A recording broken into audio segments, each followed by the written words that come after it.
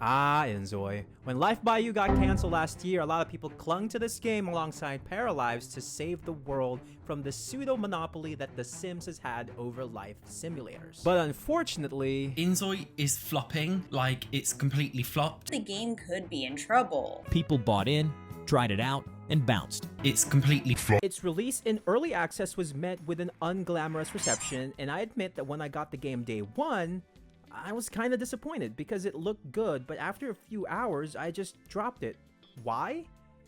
It was just boring. Save for the decent visuals, the game was a bit clunky. The AI needed a lot of work, and I and many others dropped it soon after. Fast forward to now, Inzoi has just released some major updates and a DLC that's somewhat bringing a bit of life back into the game, and I wanted to hop back into it to see if it still has that potential to be a competitor to The Sims. But first, let's break down what the update actually did. I don't think I need to or can list them all, but let's go over the major ones. The most obvious, of course, is the new DLC, which features an entirely new map known as Cahaya, or Cahaya as some Indonesians have called it, as it does seem to be inspired by Bali. This was such a welcome sight because we have similar beaches in the Philippines, Boracay or Siargao being among the most popular and visually similar. This also featured new activities that players can do, such as farming, diving, and mining. The last one isn't very island living, but still a cool addition. The diving especially is pretty insane because you can actually go out to sea and make your Zoi dive and explore with some interesting dangers such as jellyfish and sharks.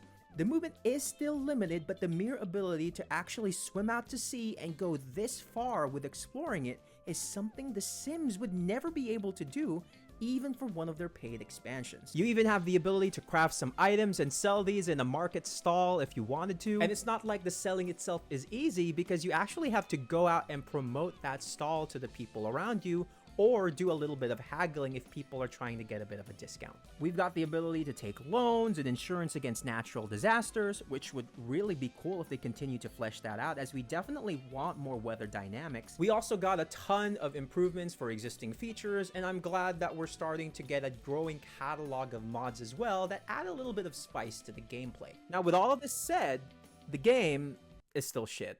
Well, half shit. And unless it's going to pull off a launch on the same level as Baldur's Gate 3 or a post-launch comeback like No Man's Sky and Cyberpunk, I'm going to be a little bit cautious about what the final outcome will look like. In general, I have about two main concerns that I feel hold the game back, and some of them have been addressed by the recent interviews with the CEO. The first is that it's adding a lot of quantity, but the quality is still a bit lacking. Now, don't get me wrong, I'm over the moon for the amount of potential content that we're possibly getting, and the game has made a ton of traction. Even I've already sunk an additional 15 hours with the new DLC and activities. But only now does it start to feel like that the game actually deserves to be in early access, if you get what I mean. For the past few months, many other fans have been very quick to use this early access label as a defense for the game, but we have to understand that $40, despite not being full price, is also more than halfway there, especially if we're expecting Inzoi to be AAA quality.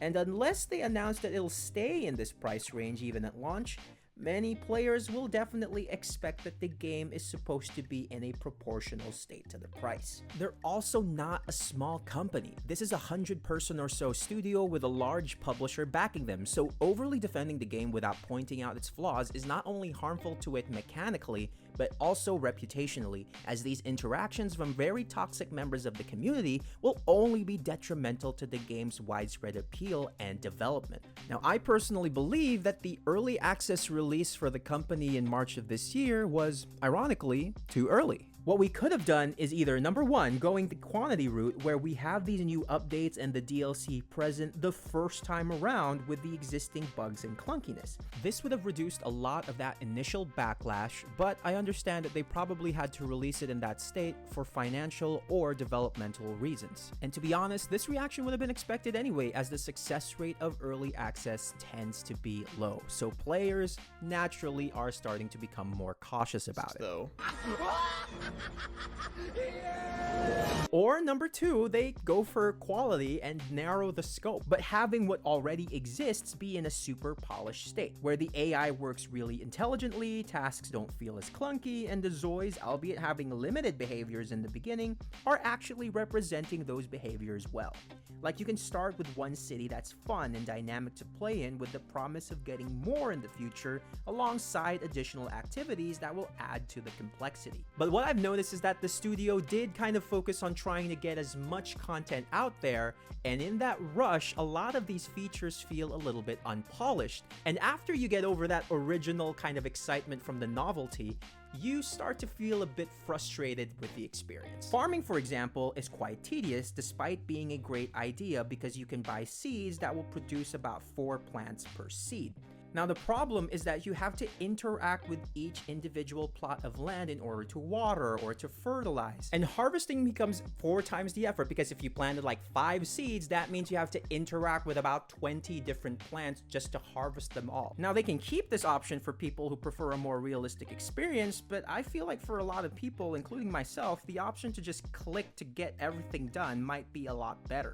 Now, to be fair, in the recent interview, the CEO did say that they released this DLC to kind of stress test their devs, right? To see if they can handle some form of DLC that will integrate into a very complex ecosystem. And from their findings, they're saying that they couldn't really handle it. So they'll focus more on improving the base gameplay, which I think is a great decision, because I can already see that they have a ton of great ideas. They just need to work a little bit on the execution to make sure that everything's very polished and works really well. They've come really far, and I have to give them credit for that, but there's still a ton of work and polishing that needs to be done in order to make this game playable and really enjoyable. Now, my second concern is that Inzoi, despite having all these amazing ideas, still kind of struggles with balancing the simulation elements and the fun. Inzoi, in its current state, still feels lifeless. There's not a lot of incentive to interact with the world. Sure, you get cafes and beaches and markets with this new city, but they don't give much of a lasting impression.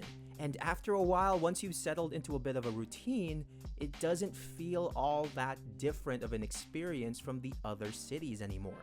One of the strengths of The Sims has been its ability to add a bit of goofiness and chaos into the mix. Townies have lore and personality, and the supernatural elements are really fun. Sure, these may seem a little bit childish to many people, but I feel like they also add to the escapism and the fun of the series. Inzoi leans in a little bit more on the realism, which I don't think there's any problem with, because it looks so good on modern hardware. But after a while, the gameplay loop does start to get a little stale, especially as the game hasn't really developed some kind of progression or goal system that ties many mechanics and skills together. This sandbox nature is fun initially, but after a while can be a bit of a problem sometimes, like how in-game days, even on the quickest setting and speed, still feel really long, which isn't helped by the fact that Zoids refuse to sleep longer than their needs require, so I end up starting my day at 3 or 4 a.m. sometimes, which is annoying. The career aspect also really needs some TLC, because in its current state, there's almost nothing that distinguishes them except for the pay. And, you know, having different days of the week to work. This inevitably leads into a bit of a routine, which mimics a little bit of real life. But the ironic thing about real life is that it's pretty mundane and doesn't really translate well into a game. So they have to kind of strike that balance in order to keep the engagement going, while also trying to create a bit more of a close simulation of real life interaction. Now, I'm not trying to be a hypocrite and say that they should add a bit more complexity after, you know, praising them for kind of scaling it back. But in my opinion, they could definitely benefit from having a bit more whimsy into the game, you know? Make things a little bit more chaotic, maybe exaggerate a few things a bit. You don't have to go through the same extent as The Sims as making everything really wacky, but having the devs have a little bit of fun with us is actually very welcome, and I feel like it would add a bit more to the engagement of this game when routine starts to kick in. So just to summarize my take, the game is ass, but at this pace, it won't be ass for long, and by the time that it launches fully, I'm kind of excited that it might really turn into something that could compete with The Sims. I'm cautiously excited about their plans, and I like the awareness that they have when it comes to adding complexity and scaling things back when things start to become a bit more difficult to handle. I love that.